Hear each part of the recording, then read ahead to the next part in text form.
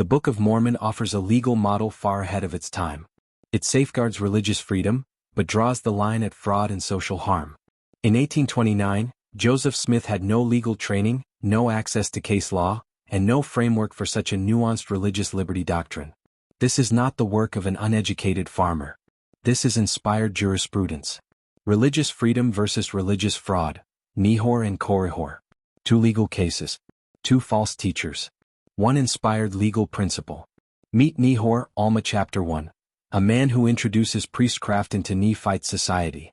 He preaches for wealth and popularity, corrupting faith for personal gain.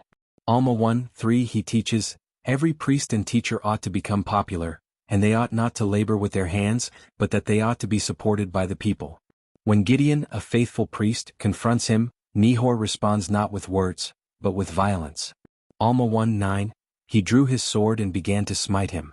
Now Gideon, being stricken with many years, was not able to withstand his blows, and was slain by the sword. Nehor is arrested. Here's the legal brilliance. He's not executed for his beliefs, but for murder. Alma 1:17 The law could have no power on any man for his belief. Belief is protected. Violence is not. Years later, in Alma chapter 30, we meet Korihor, a skilled orator who mocks believers, denies Christ, and preaches atheism. Rather than censor him, Alma the younger, both chief judge and high priest, lets him speak. Even as Korihor ridicules religion, Alma upholds his right to do so. Alma 30:7 There was no law against a man's belief, for it was strictly contrary to the commands of God that there should be a law which should bring men onto unequal grounds. Then something changes. Korihor's message shifts from disbelief to manipulation.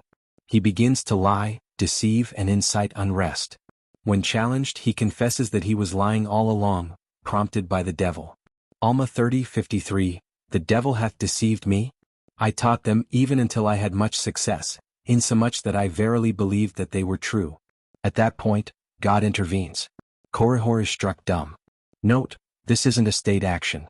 The government doesn't silence him. He is judged by God, not man. What are the legal takeaways? Nehor teaches heresy and kills, punished for violence, not belief. Korihor teaches lies, not just unbelief, and only after harming society does God step in. In our day, where free speech, religious liberty, and misinformation collide, the Book of Mormon speaks clearly: protect belief, confront deception, defend liberty, expose fraud. The Book of Mormon is a legal and moral guide, for then and for now.